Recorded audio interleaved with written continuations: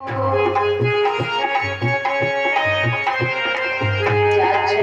ने रावण मारो,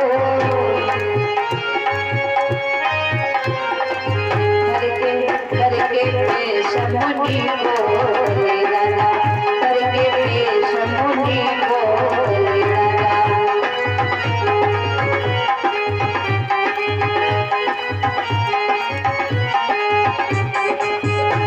करता है जमी बोले राजा, करता है जमी बोले राजा।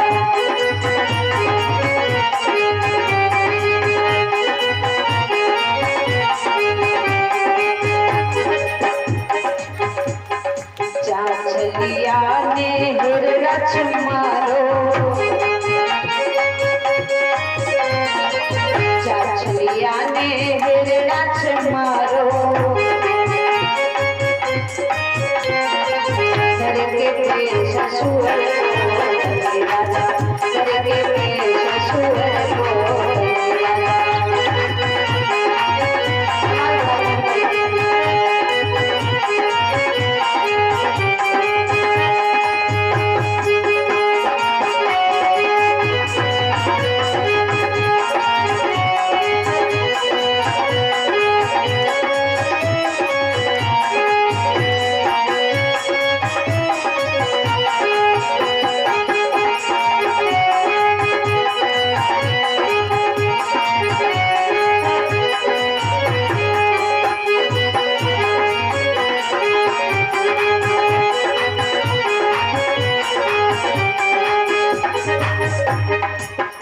राजन दान बदले देना, ये जन्म जन्म का छिड़िया है।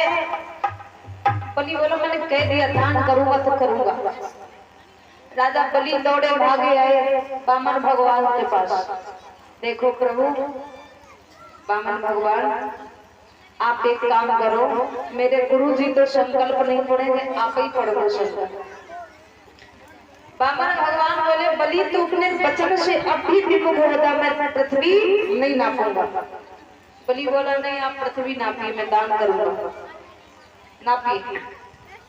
बामन भगवान बोले बलि मैं कह रहा आप भी विमुख हो जाओ। बोले नहीं आप संकल्प पढ़िए, मैं अपने वचन से विमुख नहीं हो सकता।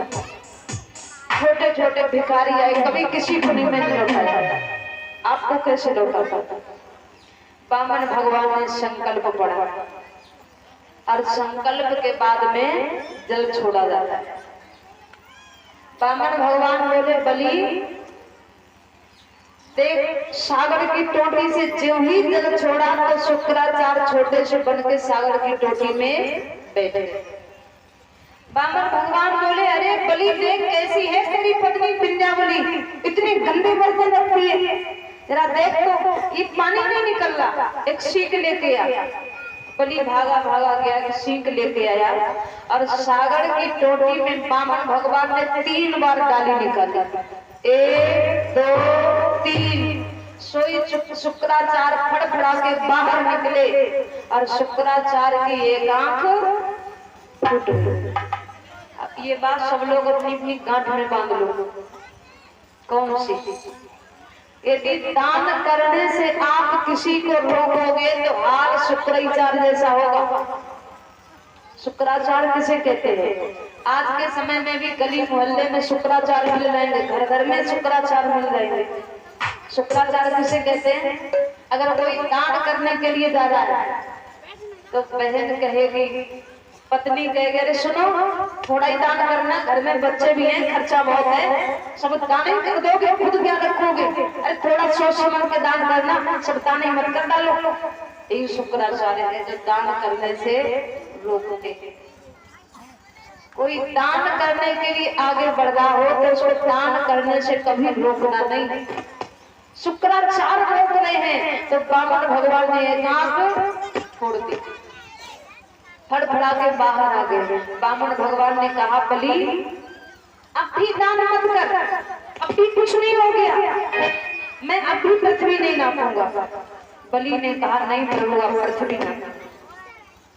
बामन भगवान ने अपना विकराल रूप धारण किया, इतना लंबा शरीर किया कि राजा बलि के सिर पे जो टोपी लगी थी और राजा बलि ऊपर देखते देखते वह टोपी पीछे ही गिर गई। इतना लंबा शरीर किया बामन भगवान ने। बलि खड़ा है, बलि सोचे वाह भाई वाह, आया था तो इतना छोटा था, अब नाप रहा है तो इतना लंबा हो गया। बामन भगवान के अभी वचन से विमुख होगा, नहीं नापूंगा। बलि बोला नहीं आप नापिए। बामन भगवान ने कहा बलि तूने 3 पग पृथ्वी दान करने का संकल्प किया है। बामन भगवान ने 1 पग में स्वर्ग के 7 लोक नाप लिए। भू भुवा स्वाहा महा जना तपा सत्यम। 1 पग में स्वर्ग के 7 लोक नाप लिए, दूसरे पग में पाताल के 7 लोक नाप लिए। अतल वितल सुतल तलातल रसातल महातल पाताल, भुजाओं से दिशाओं को नाप लिया। राजा बलि ये तो बड़ा बेढंगा आया था, छोटा बढ़ के मैं तो सोच रहा था ये थोड़ा ही नापेगा, ये तो सब कुछ मेरा छीन ले गया। अब तो राजा बलि खड़े हैं।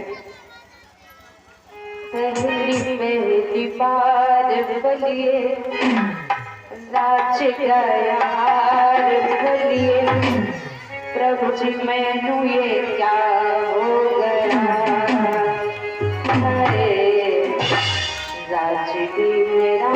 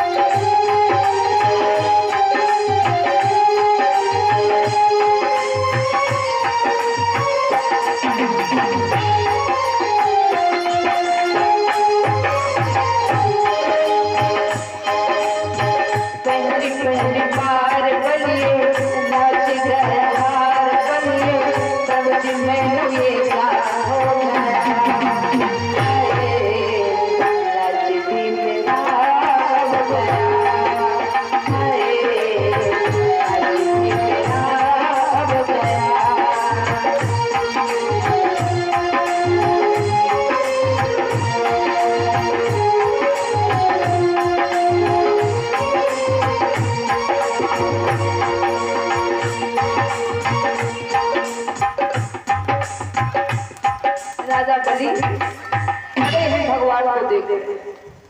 बामन भगवान ने कहा बलि तूने संकल्प 3 पग भूमि का किया है, अब तेरा सब कुछ चला गया तो 2 पग में। अब बता तू 3 पग पृथ्वी को पूर्ण कहां से करेगा। राजा मुख से उतना ही निकालना चाहिए जितना पूर्ण कर सको। अब मुख से अधिक निकाला और पूर्ण न कर पाया तो वो दान में नहीं जाता है, वो पाप में जाता है। आपने मुख से निकाल दिया, चलो आप कथा कराओ, मैं 1000 रुपए देंगे तुम्हें, चिंता काहे को करते।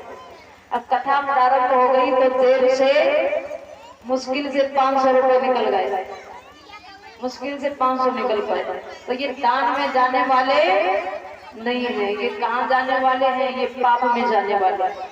किस प्रकार से, एक छोटा सा बालक था, छोटा सा बालक था तो उसकी माँ जो थी, उसकी माँ और पिता जो दान किया करते थे, जब पिता दान करते थे तो उसकी माँ लड़ा करती थी। उसकी माँ लड़ती थी, माँ कहती थी अरे सब कुछ दान ही कर डालोगे, मगर फिर भी उसका पति दान किया करता था। एक दिन क्या हुआ, उस बालक का जो पिता था वो पिता भी मर गया, उसकी भी मृत्यु हो गई। मगर पिताजी ने जो कुछ भी दान किया वो सारा का सारा कहाँ पहुंचा, नरक में। स्वर्ग में नहीं गया, सब कुछ नरक में डाला गया। क्यों? क्योंकि पिता दान करते थे तो पत्नी कलह मचाती थी, प्रेम से दान नहीं किया। एक दिन उस बालक ने कहा माँ एक बात बताओ ना, हम इतने गरीब क्यों हैं, हमारे पिता ने कुछ धन ही नहीं कमाया। तो माँ ने कहा बेटा हमारे पास धन तो बहुत था, मगर तुम्हारे पिताजी ने सब यूं ही लुटा डाला, सब दान कर डाला। दान कर डाला किसको? बेटे से माँ ने कहा बेटा तुम्हारे पिताजी ने भगवान को सब दान कर दिया। भगवान को? वो भगवान कहाँ रहता है? माँ ने कहा बेटा नारायण भगवान को सब दान कर दिया, वन में जाकर के सच्ची लगन से उसको पुकारोगे बाम मिल जाएगा। बेटे ने कहा माँ एक काम कीजिए, आप मेरे लिए भोजन बना दो, मैं उस नारायण से लड़ूंगा जाके। मैंने तो सुना है दान करने से धन में वृद्धि होती है, और मेरे पिता ने दान किया तो हम तो गरीब हो गए, हमारे पास कुछ ही नहीं, खाने तक को नहीं है। माँ ने 2 रोटियां बना दी अपने बच्चे के लिए। वो 2 रोटियां लेकर के बालक चला वन में पहुंच गया। वन में पहुंचा बालक, तो बालक को बड़ी तेजी से प्यास लगी थी। बालक ने सोचा इस वन में कुआं तो मिल ही गया, थोड़ा पानी पी लूं, और पानी पी करके यही थोड़ा भोजन भी कर लेंगे, बाद में पानी पी लेंगे। अब उस बालक ने कुआं में जैसे ही लोटा डाला, रोटियां रख दी बाहर निकाल करके, तो तब तक उधर से कुत्ता आया और एक रोटी कुत्ते ने उठा ली। जब रोटी कुत्ते ने उठा ली, बालक ने पानी कुएं से निकाला, देखा तो कुत्ता एक रोटी लेके जा रहा था। उस बालक ने देखा अरे हमें तो भूख कम लगी है, ये कुत्ते को भूख ज्यादा लगी होगी, इसे वन में कौन क्या खिला देता होगा। तो बालक पीछे पड़ गया कुत्ते के, अरे कुत्ते, अरे तू एक रोटी लेके कहाँ जा रहा है, अरे ले तू दोनों लेना, मैं नहीं खाऊंगा, ले तू दोनों खा ले। दोनों रोटियां कुत्ते को बालक ने डाला।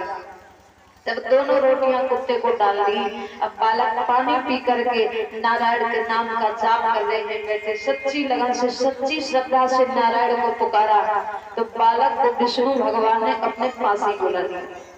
देखा तो विष्णु भगवान सिंहासन पे बैठे थे। बालक ने कहा आप कौन हैं? तो विष्णु भगवान ने कहा बेटा मैं ही नारायण हूँ। अच्छा आप नारायण हैं? तो बेटा सिंहासन पकड़ के खड़ा हो गया।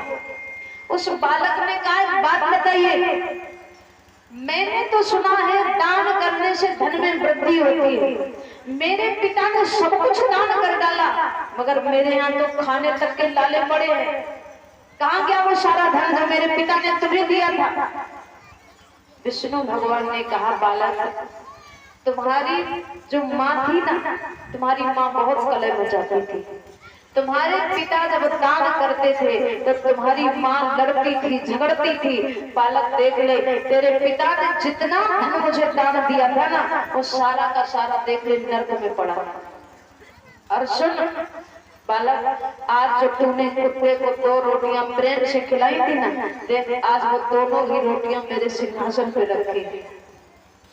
तो प्रेम से जो दान करोगे वो कहाँ जाता है? स्वर्ग में जाता है। और बाड़ी से उतना ही निकालो जितना पूर्ण कर सको, और जितना पूर्ण ना कर पाया और अधिक बाड़ी से निकाल दिया तो वो पाप में जाता है।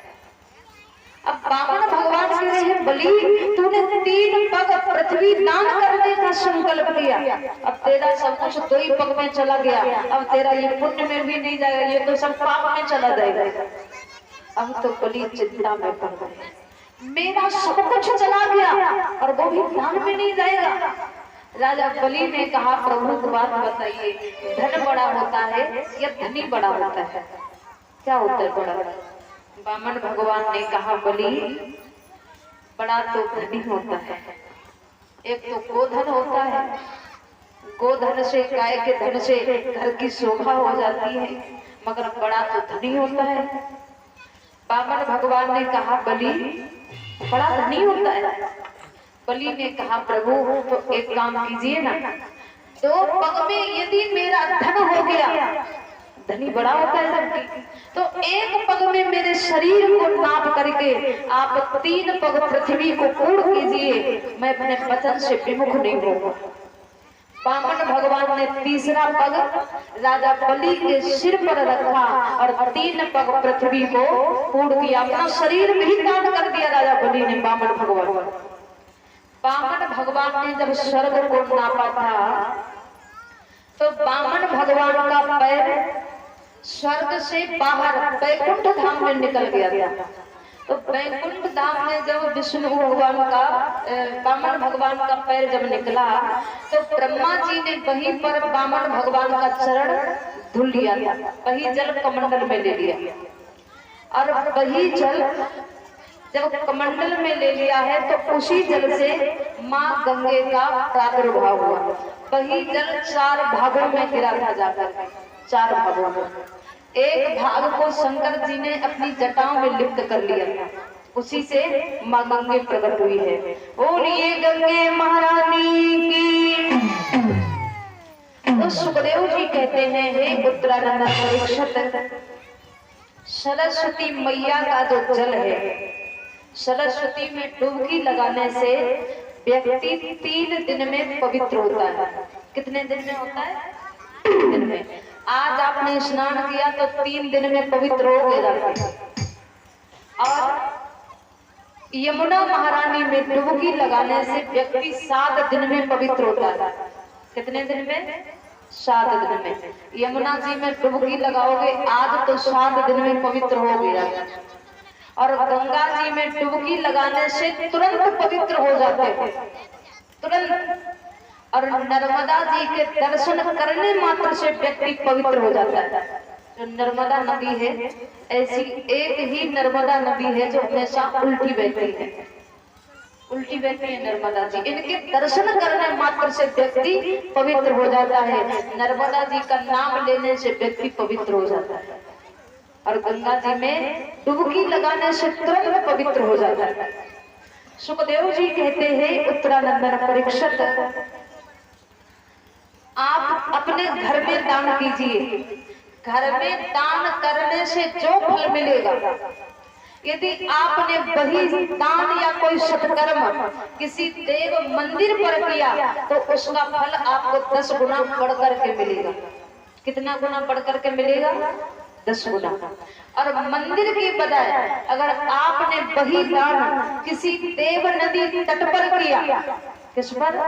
देव नदी तट पर किया तो उसका फल 10 गुना और बढ़ जाता है। मंदिर से भी 10 गुना बढ़ जाता है देव नदी तट पर दान करने से। और जहाँ शमशान भी हो, जहाँ मंदिर भी हो, देव नदी तट भी हो, ऐसी जगह दान करने से 10 गुना फल और बढ़ जाता है। तो सबसे श्रेष्ठ दान बताया गया है, देव नदी का तट हो और कोई मंदिर भी हो, शमशान भी हो, वहां का दान सर्वश्रेष्ठ बताया गया है। बोलिए गंगे महारानी की। हमारा तो सौभाग्य है, पता नहीं पिछले जन्म के कोई पुण्य ही रहे होंगे। एक तो सौभाग्य ये है जो प्रभु की कथा कहने का सौभाग्य प्राप्त हुआ। दूसरा सौभाग्य ये है कि माँ गंगे के तट पर मुझे रहने को मिला। तीसरा सौभाग्य ये है कि गंगा मैया के तट पर ही एक प्रधान जी ने भूमि दान में दी है, उसी पर मंदिर का निर्माण भी करा दी है और उसी पर आश्रम का भी निर्माण हो रहा है। तो हमारा तो दान, आप जो हमारा दान हो रहा है साथ में आपका भी दान हो रहा है। आप भक्त यदि 1 रुपए भी दान के लिए दान करते हैं तो आप जितने पुण्य के भागी हम हैं उतने ही पुण्य के भागी आप भी हैं। यदि मंदिर के लिए 1 रुपए भी दान करते हैं तो ये सौभाग्य ही है हमारा भी, जो ये सब कुछ हमें प्राप्त हो रहा है। और शमशान भी है, वन भी है, देव नदी तट है, वन है, शमशान है, मंदिर है, ये चारों चीजें हमें एक ही साथ प्राप्त हुई है। सौभाग्य है ये तो। बोलिए माँ के बिहारी लाल की, बोलिए भक्त वत्सल भगवान की। और वही सौभाग्य प्राप्त करने के लिए बड़े बड़े दूर देश दराजों से संत महात्मा वहां जाते हैं। और हमारे स्वतंत्र मुनि महाराज जी भी जाएंगे माँ के महीने में, खटला लगाते हैं, वो भी दान पुण्य करते हैं। और पहले तो जानकारी नहीं थी महाराज जी से, बहुत पहले से ये भी जा रहे हैं, मगर कोई जानकारी नहीं थी। जानकारी इसी वर्ष से हो पाई है। खटला हम भी लगाते हैं, करीब करीब 12-13 सालों से खटला लगा रहे हैं हम भी। वहां पर भंडारा भी चलवाते हैं पूरे महीने के लिए। तो ये सौभाग्य है आपका और हमारा, जो ऐसी महान, ऐसी सुंदर जगह पर हम और आपको दान करने का, रहने का सौभाग्य प्राप्त होगा। बोलिए माँ के बिहारी लाल की। श्री सुखदेव जी कहते हैं, राजा बलि ने कहा, प्रभु मेरा सब कुछ चला गया, सब कुछ मैंने दान कर दिया, बामन भगवान ने राजा बलि को फांसी से बांध दिया। राजा बलि हाथ जोड़ के खड़े हैं, प्रभु मैंने तो सब कुछ दान कर दिया, अब ये बताओ आपने मुझे बांधा क्यों बांधा? मुझे सारी सेना लड़ने के लिए आई थी बामन भगवान से, मगर राजा बलि ने सारी सेना को रोक दिया। क्यों? क्योंकि शुक्राचार्य की बात जब राजा बलि ने नहीं मानी, दान करने से नहीं रुके, तो शुक्राचार्य ने राजा बलि को श्राप दे दिया, बलि तेरे पास जो भी धन है वो सारा धन तेरा चला जाए, ये मेरा श्राप है तुझे। अब धन तो जाना ही था, गुरु का श्राप भी पूरा होना है। सारी सेना युद्ध करने के लिए आई, राजा बलि ने सेना को रोक दिया, फांसे से बंधे खड़े हैं। राजा बलि हाथ जोड़ के कहा, प्रभु सिर झुका दिया मैंने सब तार करके, सब तार करके झुका दिया।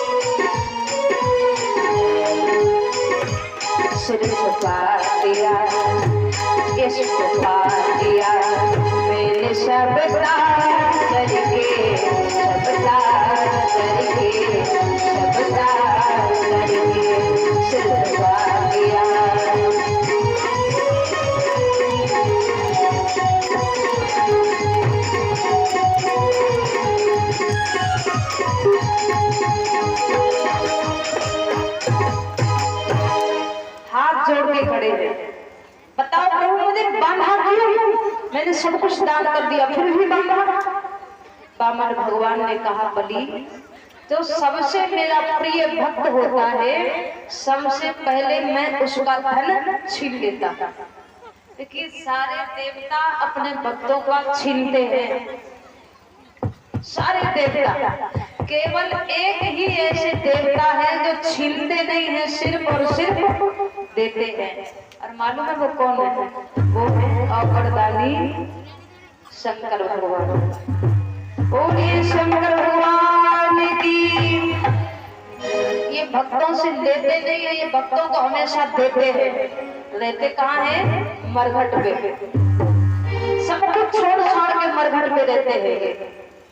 सुखदेव जी ने कहा है उत्तरानंदन परीक्षित, वामन भगवान ने कहा बलि जो मेरा प्रिय भक्त होता है ना, सबसे पहले मैं उसका धन छीन लेता हूँ। धन छीनने के बाद संसार के बंधनों से छुड़ा करके उसको मैं स्वयं में बांध लेता हूँ। सो मैंने तुझे बांध लिया है स्वयं में, जो मेरे प्रिय भक्त होते हैं। और सुन राजा बलि, सावरणी के मनवंतर में तू ही मेरा इंद्र बनेगा। देखिए, इंद्र किसी इंसान का नाम नहीं है, इंद्र एक पद का नाम है। मनु भी किसी इंसान का नाम नहीं है, मनु भी एक पद का नाम है। जैसे अपने यहाँ पद होते हैं मुख्यमंत्री, राष्ट्रपति, वैसे ही देवताओं के यहाँ भी पद है, वो इंद्र भी एक पद का नाम है। वामन भगवान बलि से कह रहे हैं सावरणी के बनवंतर में तू मेरा इंद्र बनेगा। और बलि सुनो, मैं तुम्हें सुतल लोक में बामन दरवाजे का महल देता हूँ तुम्हारे रहने के लिए। बलि अब आप मुझसे कुछ मांग लो।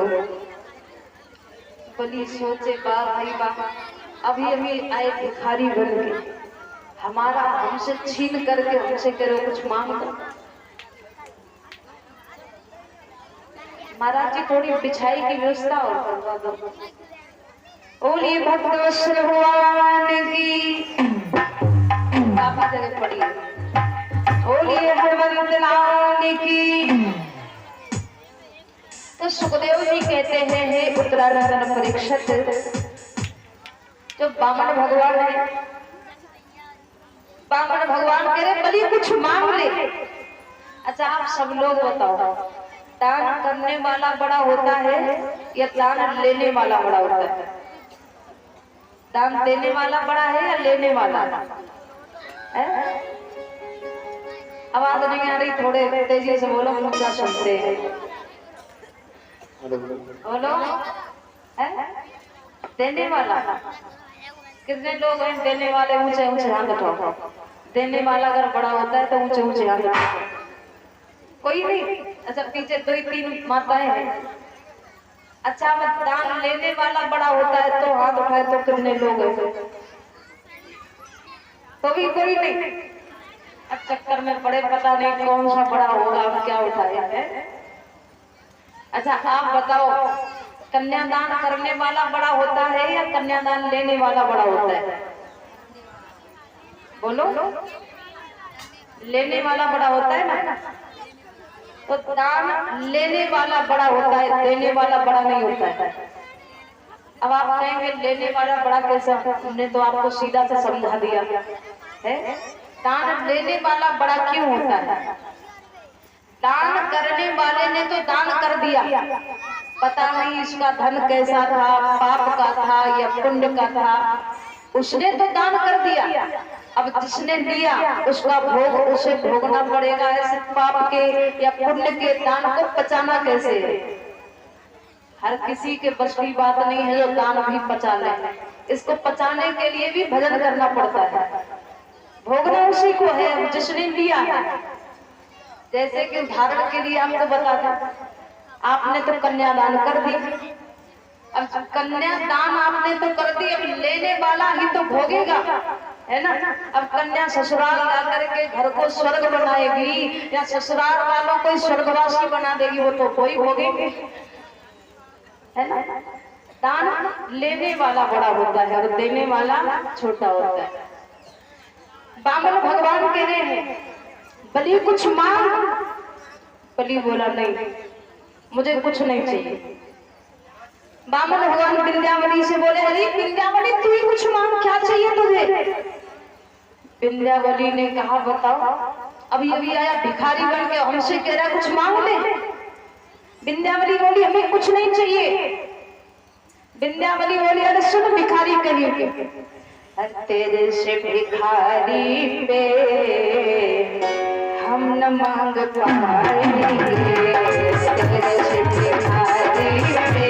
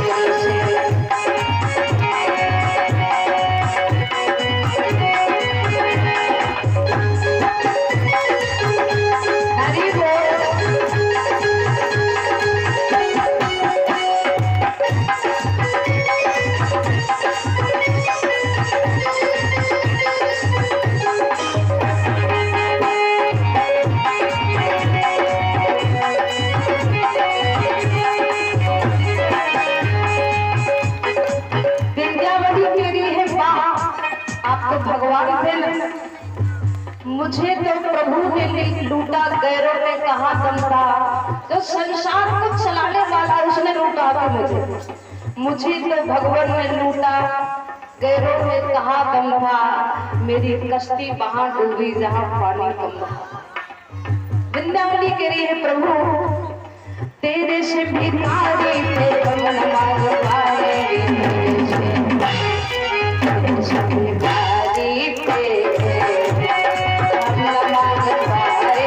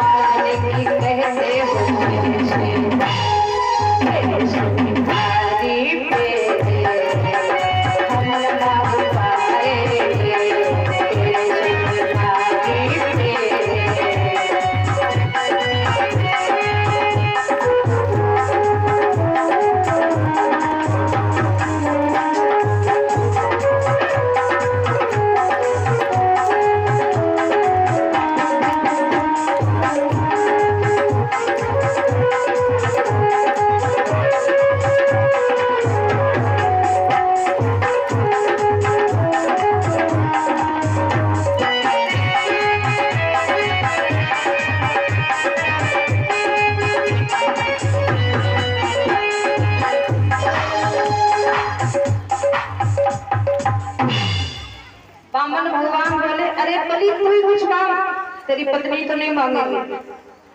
बामन भगवान से बलि ने कहा देखो प्रभु वैसे मैं मांगना तो नहीं चाहता, अगर आप मुझे कुछ देना ही चाहते हैं तो एक काम कीजिए, जो आपने मुझे सुतल लोक में बामन दरवाजे का महल दिया है, उस महल में बाहर से जब मैं अंदर आऊं और जब अंदर से मैं बाहर निकलूं तो सबसे पहले मैं आप ही के दर्शन करूं।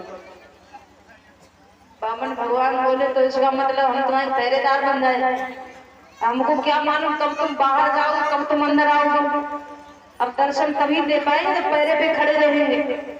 बलि बोला हमने कब कहा पहरेदार बन जाओ, वो आप जानो आपको दर्शन कैसे देने हैं, आपने कहा मांग लो, सबने कह दिया। अब तो बेचारे बामन भगवान आए थे राजा बलि को छलने के लिए, खुद ही छल गए। और जिस दरवाजे से बलि निकलता दौड़ के भगवान को वहीं जाना पड़ता था।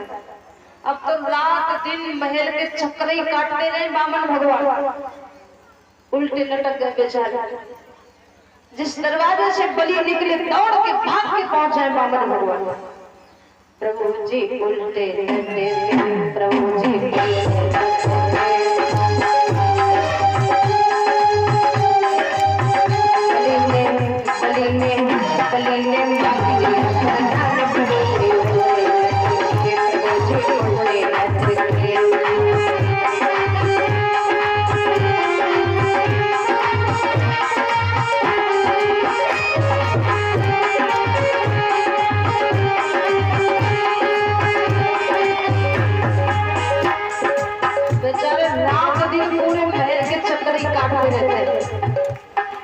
बलि ने कहा प्रभु थोड़ा आराम तो कर लिया करो। बामन भगवान कह रहे तू आराम करने दे तब ना, वरदान में ऐसा मांग लिया रात दिन पूरे महल के चक्कर ही काटने पड़ते। अरे निकल जा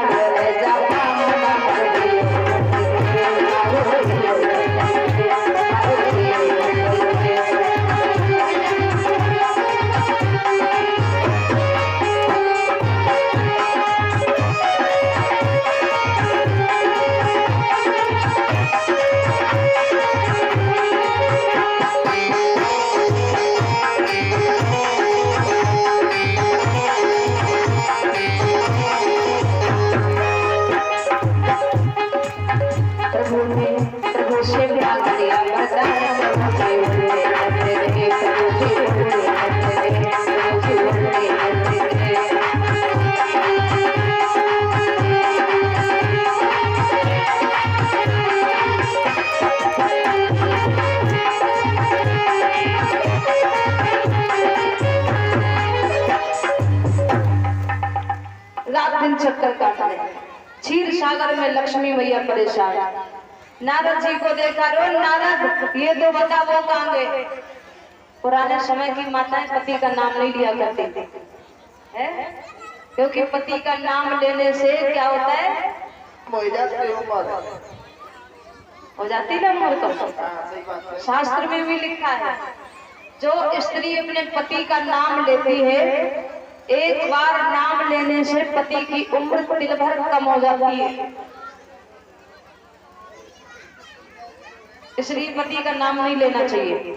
और आज की माताओं की बात ही अलग है। आज तो ऐसे पुकारे पति को, जो लग रहा बच्चों को बुला रही है। और ये गोविंद भगवान की लक्ष्मी मैया करिए। नारद पे कहाँ गए? नारद जी कहे हमको क्या मालूम कौन से पेड़ पे पे लगते हैं। लक्ष्मी मैया कहे अरे पे नहीं, मैं तेरे पिताजी कहाँ गए? नारद जी कहे हमें क्या मालूम कहाँ गए, राजा बलि को छलने गए थे, खुद छल गए। लक्ष्मी मैया बोली बलि ने और मेरे पति को छल लिया। नारद जी से कहा, नारद तुम्हें कोई उपाय बताओ, मैं कैसे अपने पति को वापस लाऊंगा। नारद जी बोले मैया एक ही उपाय है, बलि के ना कोई बहन नहीं है, आप चली जाओ उसकी बहन बन करके। और बड़ा दयालु है राजा बलि, जरूर तुमको अपनी बहन बना लेना। जब बहन बन जाओ फिर भाई से तो बहन कुछ भी मांग सकती है। भाई की सामर्थ्य जितनी होगी वो पूरा करेगा, आप चली जाओ। अब लक्ष्मी मैया ने हाथ में राखी ली। देखिए ये राखी आज से नहीं चल रही है, सतयुग से चल रही है। कुछ लोग कहते हैं कि राखी इसी कलयुग में ही कुछ वर्षों से प्रारंभ हुई है, लगभग 100-200 साल से। ये राखी तो भाई बहन के प्यार का बंधन तो सतयुग से चल रहा है, हजारों वर्ष बीत गए। लक्ष्मी मैया जब बलि के पास राखी लेके आई तो राजा बलि से कहा भैया इस राखी के बंधन को निभाइए। मगर राजा बलि ने नहीं सुना। राजा बलि को क्या मालूम ये किसको पुकार रही है। लक्ष्मी मैया पुकार रही है, भैया मेरे राखी के बंधन को निभाना, भैया मेरे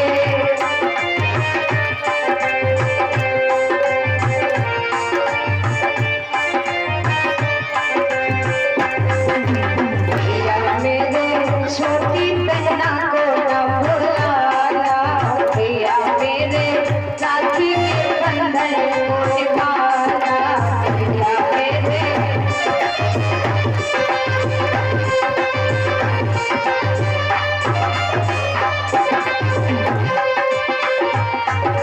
भैया मेरे राखी के बंधन को निभाना, भैया मेरे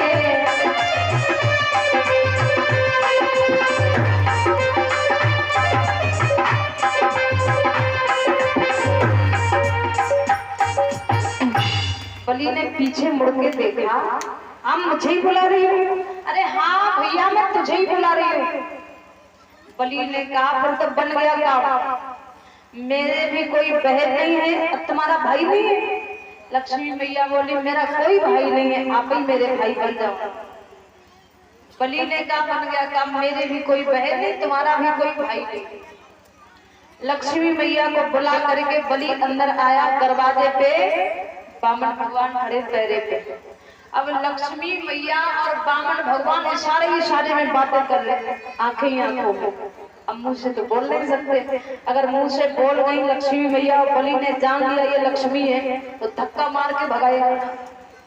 लक्ष्मी मैया इशारे में कह रही तुम्हें यही नौकरी करने को मिली थी।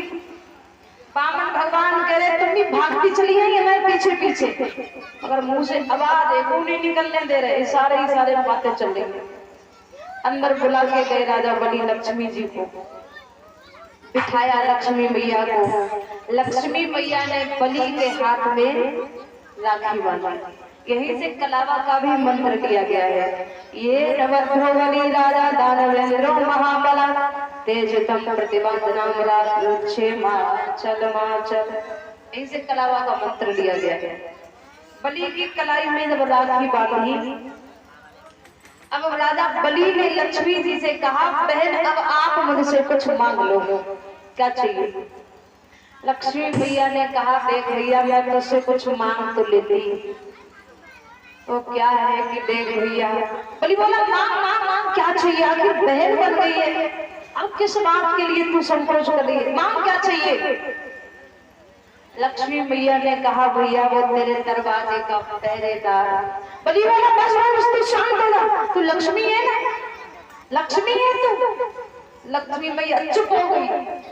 बलि बोला, मुझे मालूम है तू लक्ष्मी है ना, दरवाजे का पहरेदार, तू यही कहती ना ये पहरेदार मुझे दे दो।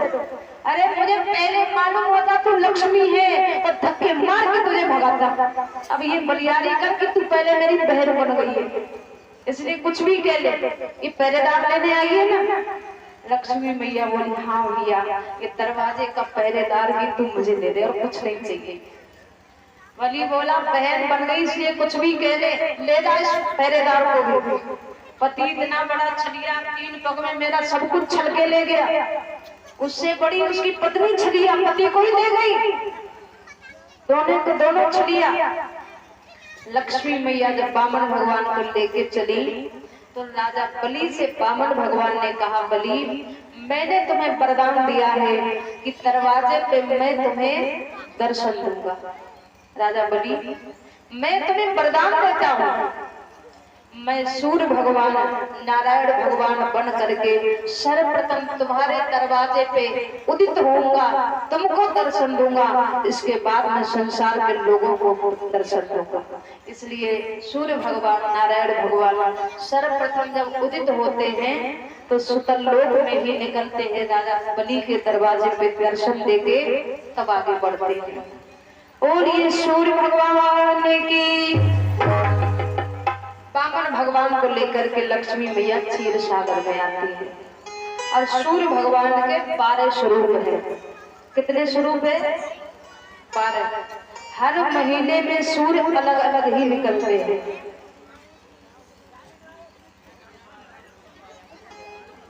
पूछ के